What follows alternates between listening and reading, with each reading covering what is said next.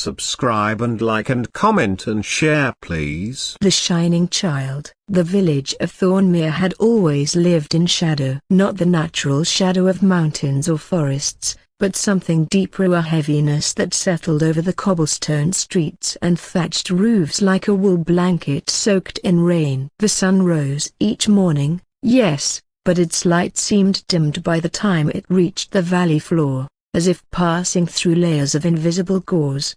The elders said it had been this way for 3 generations, ever since the night of the great sorrow, when the stars themselves had wept. No one spoke of what had caused it anymore. The details had blurred into myth, then faded into the kind of silence that grows comfortable with age. In this great place, where even flowers bloomed in muted shades, a child was born who changed everything. Her name was Lila, and from the moment she drew her first breath, she was different. The midwife, old Marta, with her gnarled hands and skeptical eyes, had delivered hundreds of babies in her 70 years. But when she lifted this infant into the lamplight, she gasped. The child's skin seemed to hold light within it, a subtle luminescence like moonlight on water. Her eyes, barely open, gleamed with an inner radiance. "What manner of child is this?" Marta whispered, her voice trembling between wonder and fear. Lila's mother,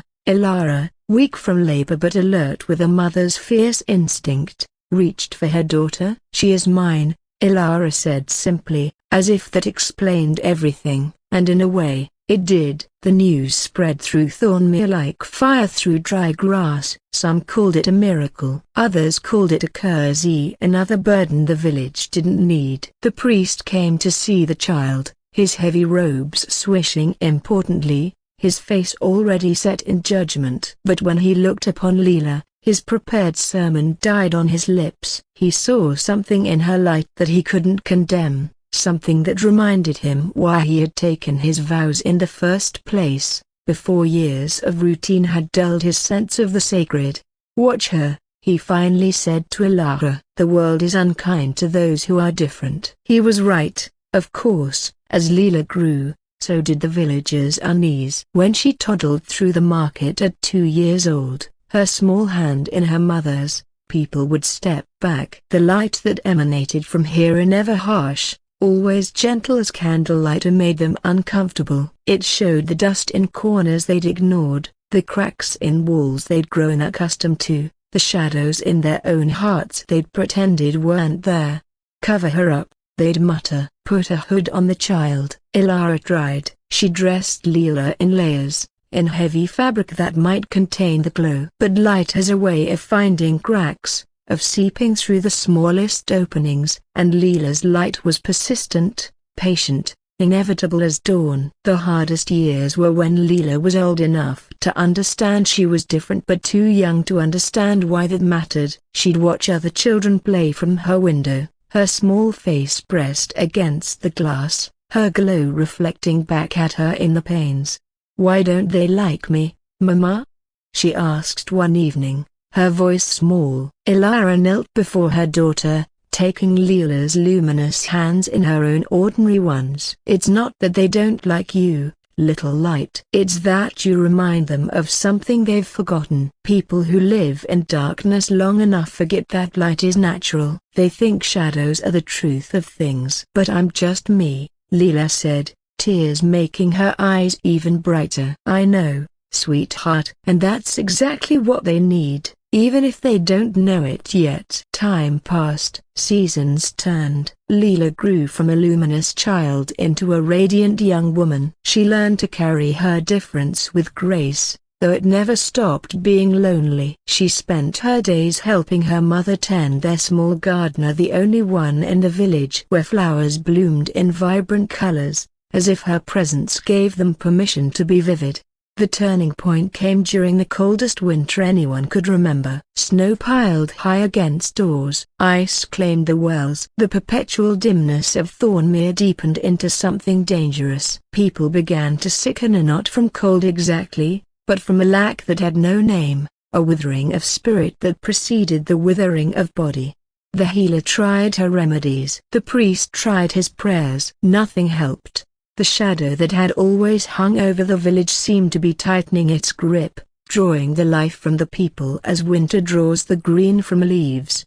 It was young Thomas, a boy of 7 who had never feared Lila's light, who came to her door one night. "Please," he said, his small voice barely audible over the wind. "My grandmother is fading. She says she's so cold inside that no fire can warm her. She says she can't remember what warmth feels like." Lila looked to her mother, who had aged considerably in the harsh years, her hair now silver, her face lined with worry and love. Lila nodded slowly. "Go," she said. "Be what you are." So Lila went into the frozen night, following Thomas through empty streets to a small cottage at the village edge. Inside, wrapped in every blanket the family owned, lay Thomas's grandmother, her breathing shallow, her eyes dim. Lila knelt beside the bed and took the old woman's hand. And then, for the first time in her life, she stopped trying to contain her light. She let it grow, let it fill the room like dawn breaking, warm and golden and alive. She let it pour from her without reservation, without fear, without apology. The old woman's eyes fluttered open. "Oh," she breathed. "Oh, I remember the sun. I remember the sun." Words spread quickly as bad news, but for once, carrying hope instead. One by one, then in groups, then in a stream, the people of Thornmere came to Thomas's grandmother's cottage. They came skeptical, desperate, curious, ashamed. They came in their sickness and their need. And one by one, Lila welcomed them into her light. She didn't heal Thornmere, not exactly. She didn't cure diseases or mend bones. What she did was simpler and more profound. She reminded them what light felt like. She showed them that brightness existed, that warmth was possible, that the shadows they had lived in for so long were not the only truth. Some wept, some laughed, some simply stood in silence, faces upturned, eyes closed, soaking in the radiance they had forgotten was their birthright. As the night deepened toward dawn, something strange began to happen. Other people in the crowd, those who had opened themselves to Lila's light, began to glow too, faintly at first, just as shimmer around their edges, but growing steadily brighter. The light she carried had always been in them too, dormant, waiting, smothered under years of shadow and acceptance of shadow. By the time the sun rose, and for the first time in living memory, it rose clear and brilliant over Thornmere, unfiltered by the strange gauze that had dimmed it for so long. The village square was full of people who carried their own light. The great sorrow that had hung over the village for 3 generations lifted like morning mist. Not because Lila had magical powers, but because she had never learned to be anything other than what she was. And in refusing to dim herself for others' comfort, she had given them permission to shine. Lila lived a long life in Thornmere, which became known in the wider world as the Village of Lights. She married, had children of her own, some luminous, some ordinary, all loved. She worked in the gardens, tended the sick, taught the children, and lived as simply as anyone else. But she was remembered differently. In the stories told by fireside and passed down through generations, she became the shining child who saved a village from shadow. The truth was both simpler and more radical. She had just refused to apologize for her light. And in doing so, she taught everyone around her the most important lesson of Lila, that we are not meant to shrink ourselves to make others comfortable with their darkness. We are meant to shine,